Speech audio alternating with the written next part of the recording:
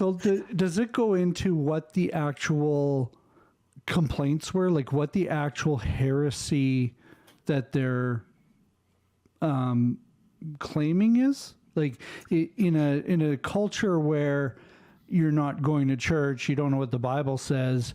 Is it basically just anything that is like negative against the Roman Catholic Church at the time, or is it like no, Jesus isn't God, or is it like Yeah, how detailed are these report or these records? I should ask. right.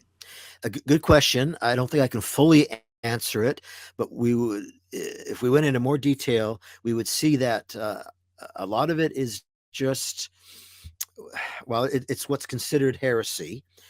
Um, so it would probably include things like, not believing in the divinity of Jesus, but that may not have been that big of an issue then, like it might be now.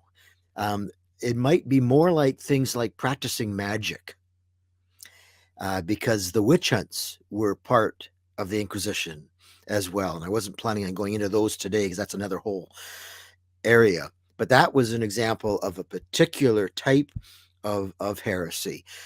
People who were involved in doing magic from a sort of a pagan point of view, but there was also kind of a church magic thing that was kind of okay, and people just weren't educated enough to even know the difference. They mixed them all up, and so the church was trying to uh, clarify where the dividing line was there for something like that, for example. Then we're also going to see that although heresy is supposed to be just an in-house issue, it's people who hold beliefs contrary to the group that you're supposedly a member of. It The Inquisition did extend beyond Christians to later Jews and Muslims and then Protestants as things went on.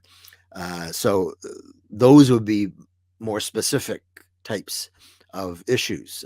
So Jewish beliefs or Islamic beliefs or Protestant beliefs would be considered heresy at that time.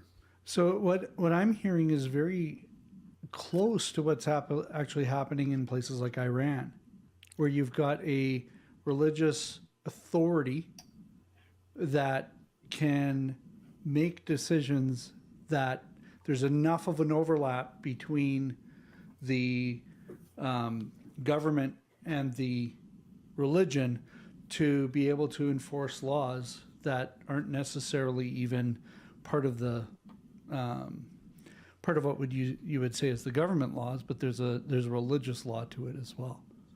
Or is it back then? Is it more separated than that? There still is some separation.